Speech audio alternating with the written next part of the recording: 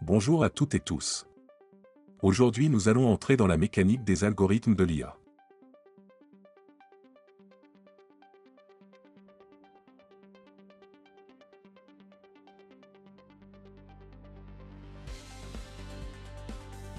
Je l'ai déjà dit souvent, pour utiliser de manière optimale et rapide les modèles d'IA créative, il est nécessaire d'en connaître le fonctionnement en profondeur. Ces outils sont basés sur des algorithmes, programmes informatiques, qui s'appuient largement sur les mathématiques. Les générateurs d'images IA utilisent des algorithmes avancés pour créer des images, à partir de descriptions textuelles ou d'autres types d'entrées. Ces technologies ouvrent le champ des possibles pour les créateurs de contenu, designers, graphistes et bien d'autres professionnels du web. En pratique, ces outils exploitent des techniques d'intelligence artificielle, principalement des modèles de réseaux neuronaux, comme les GAN, Generative Adversarial Networks, ou les modèles de transformation texte-image, pour produire des visuels. Les techniques d'apprentissage supervisé utilisent un jeu de données d'entraînement étiqueté pour comprendre les relations entre les entrées et les données de sortie. L'apprentissage supervisé entraîne le modèle à appliquer les sorties correctes aux données d'entrée inédites dans des cas d'utilisation réels. Au cours de l'entraînement, l'algorithme traite de grands jeux de données afin d'explorer les corrélations potentielles entre les entrées et les sorties. Ensuite, les performances du modèle sont évaluées à l'aide de données de test afin de déterminer si l'entraînement est concluant. La validation croisée consiste à tester un modèle à l'aide d'une autre partie du jeu de données. Un workflow d'apprentissage supervisé type comprend des étapes telles que la préparation des données, la sélection de l'algorithme, l'apprentissage du modèle et l'évaluation du modèle. Étant donné que l'apprentissage supervisé repose sur des données labellisées pour entraîner les modèles, il est essentiel que les données d'apprentissage soient réalistes. Par exemple, si le modèle doit être utilisé dans un environnement bruité, les données d'apprentissage doivent également contenir des niveaux de bruit réalistes.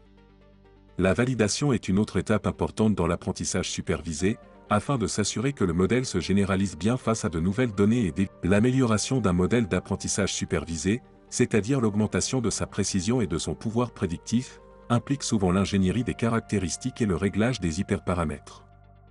L'ingénierie des caractéristiques consiste à transformer des données brutes en caractéristiques qui seront utilisées comme entrée d'un modèle de machine learning. Le réglage des hyperparamètres consiste à identifier l'ensemble de paramètres qui proposent le meilleur modèle. Dans la sélection des caractéristiques, vous identifiez les caractéristiques, ou variables, les plus pertinentes, qui offrent la meilleure capacité prédictive pour la modélisation de vos données. Au cours de la transformation des caractéristiques, les caractéristiques existantes sont transformées en nouvelles caractéristiques, à l'aide de l'analyse en composantes principales, de la factorisation par matrice non négative, de l'analyse factorielle et d'autres techniques. Trouver les bons paramètres pour un modèle donné nécessite de faire des calculs et donc de manipuler des chiffres.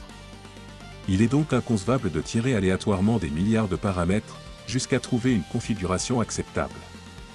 De plus, un ordinateur n'est capable de manipuler que des chiffres.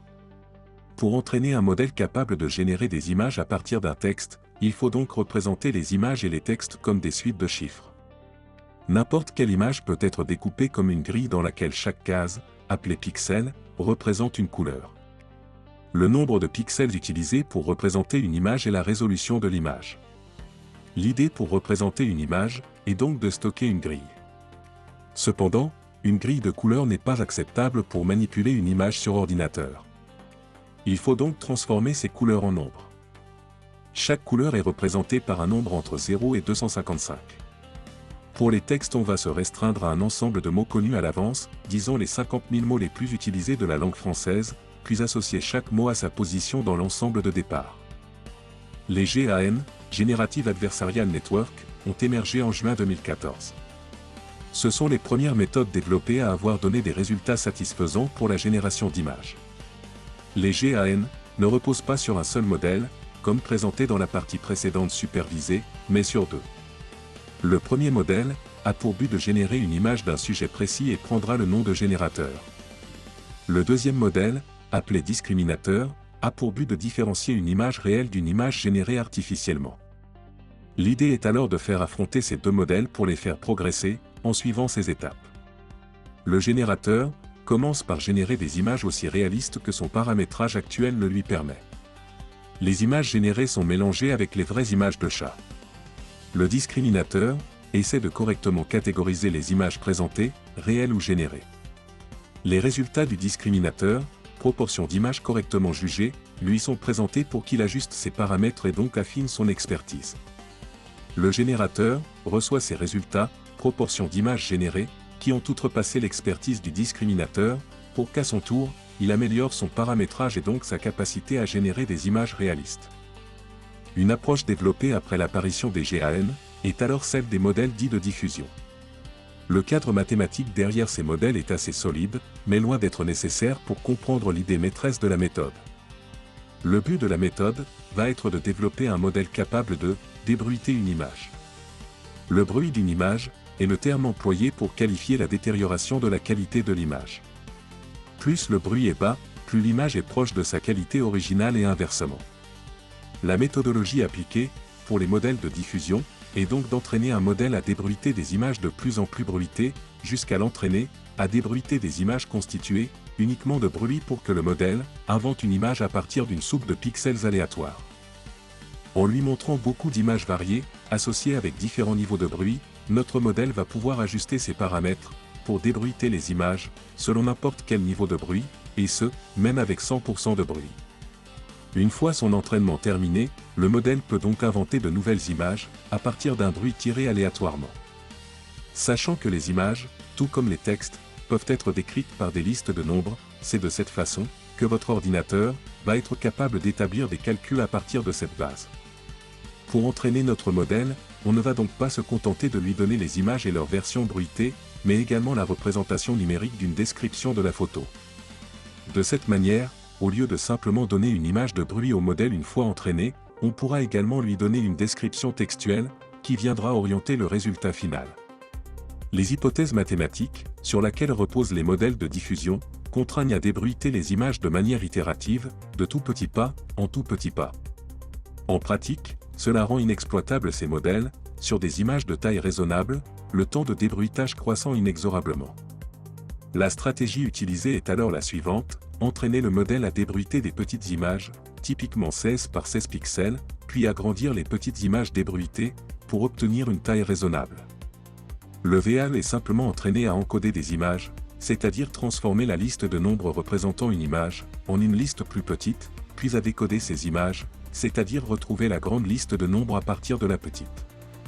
Comme l'entrée du modèle est également la sortie, en effet, on encode puis décode l'image dans le même pipeline, le modèle apprend en quelque sorte tout seul à bien encoder les images, d'où son nom d'auto-encodeur. En utilisant un modèle de diffusion, on peut donc débruiter une petite image de bruit, qui, une fois décodée par le décodeur d'un VAE, donnera une image de taille raisonnable. Et comme on utilise un VAE au lieu d'un simple AE, deux petites images proches une fois débruitées, donneront deux images proches, une fois décodées. Si l'alliance, modèle de diffusion VAE, fonctionne plutôt bien, la méthodologie souffre tout de même d'une perte d'information au moment d'encoder l'image et continue de reposer sur le principe itératif de débruitage des modèles de diffusion. Pourtant, on connaît une méthode qui ne souffre d'aucun de ces deux maux, celle des GAN. À l'heure actuelle, les modèles de génération utilisés sont une approche hybride entre les modèles de diffusion et les GAN, qui sont appelés modèles ADD, pour Adversarial Diffusion Distillation. Le but est d'entraîner l'apprentisseur à duper le validateur, comme dans les GAN, mais également à imiter l'autocorrecteur, qui est un modèle de diffusion.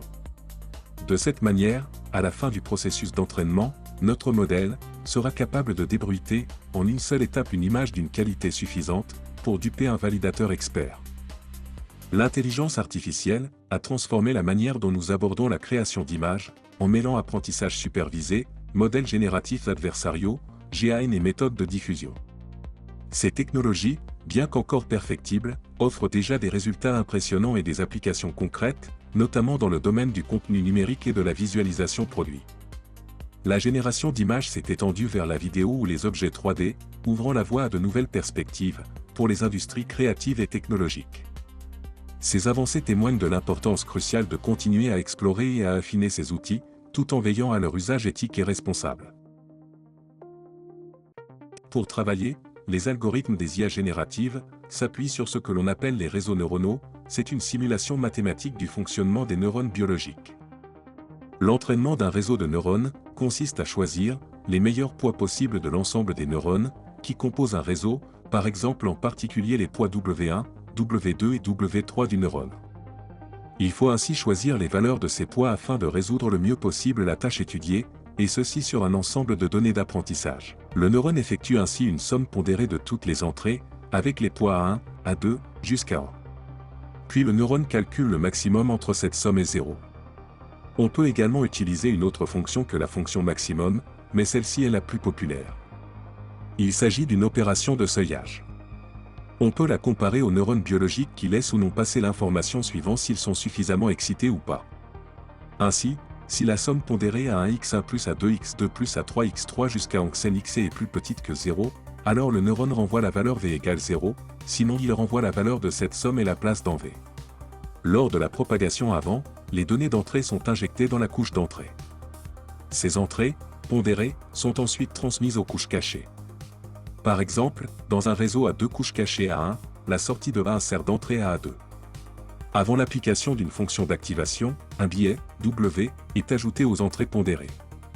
Chaque couche cachée calcule la somme pondérée, A, des entrées, puis applique une fonction d'activation, pour obtenir la sortie A3. Cette sortie est transmise à la couche suivante, où une fonction d'activation convertit les sorties pondérées en probabilité pour la classification. Lors de la rétropropagation, l'erreur, la différence entre la sortie prédite et la sortie réelle, est propagée à travers le réseau afin d'ajuster les poids et les biais. Une méthode courante de calcul de l'erreur est l'erreur quadratique moyenne, EQM, définie par EQM égale sortie prédite moins sortie actuelle, au carré. Une fois l'erreur calculée, le réseau ajuste les poids à l'aide des gradients, calculés par la règle de la chaîne. Ces gradients indiquent l'ajustement nécessaire de chaque poids et biais pour minimiser l'erreur à l'itération suivante. La rétropropagation se poursuit couche par couche, garantissant ainsi l'apprentissage et l'amélioration des performances du réseau. La fonction d'activation, via sa dérivée, joue un rôle crucial dans le calcul de ces gradients lors de la rétropropagation. Au lieu d'utiliser des réseaux de neurones pour analyser des images, des travaux de 2014 ont montré qu'on pouvait les utiliser, à l'envers, afin de générer des images. Ces réseaux de neurones génératifs trouvent par exemple des applications pour les effets spéciaux, les jeux vidéo et la création artistique. Le problème d'apprentissage de tels réseaux est non supervisé, on dispose uniquement d'un grand nombre d'images d'apprentissage, sans indication sur ce qu'elles contiennent. Il n'y a plus besoin d'intervention humaine pour indiquer au réseau le contenu des images qu'il doit reconnaître. La collecte de données est ainsi plus simple que pour l'entraînement de réseaux discriminatifs. De plus, ce principe d'apprentissage non supervisé est proche de la façon dont les enfants apprennent, principalement en observant et manipulant le monde qui les entoure. Le but est alors de sélectionner les poids W des neurones du réseau GW, de sorte que les images aléatoires générées, les images fausses, FAQ en anglais, ressemblent le plus possible aux images d'apprentissage. Le but des réseaux de neurones génératifs n'est pas de résoudre une tâche telle que la reconnaissance d'objets dans les images. Afin d'entraîner les poids W du réseau, il faut formaliser mathématiquement le problème. Il s'agit de générer un ensemble d'images virtuelles, les fausses, qui ressemblent aux images réelles d'une base de données. Il ne s'agit pas simplement qu'une image générée ressemble à une image réelle, il faut mettre en correspondance les deux ensembles d'images. Par exemple, si dans la base de données il y a la moitié d'images de chiens et la moitié d'images de chats, il faut que le réseau génère également pour moitié des chiens et pour moitié des chats. Le but de l'apprentissage non supervisé est donc de trouver des poids W de sorte que l'ensemble des fausses images, X1 à Xn, soit le plus proche de l'ensemble des images, Z1 à Zn, de la base de données. Il faut ici se rappeler que les images générées, X1 à Xn, dépendent du réseau GW et donc des poids. Voir la formule 1. On peut reformuler le problème précédent comme la formule 2. Un réseau neuronal convolutif peut disposer de dizaines, voire de centaines de couches qui apprennent chacune à détecter différentes caractéristiques d'une image. Des filtres sont appliqués à chaque image du jeu d'apprentissage avec différentes résolutions, puis la sortie de chaque image convoluée est utilisée comme entrée de la couche suivante. Au début, ces filtres peuvent concerner des caractéristiques très simples, comme la luminosité et les contours, puis se complexifier jusqu'à représenter des caractéristiques uniques propres à l'objet. Les couches intermédiaires effectuent des opérations pour modifier les données, afin d'en apprendre les caractéristiques spécifiques. Les trois couches les plus courantes sont la convolution, l'activation, ou relu, et le pooling.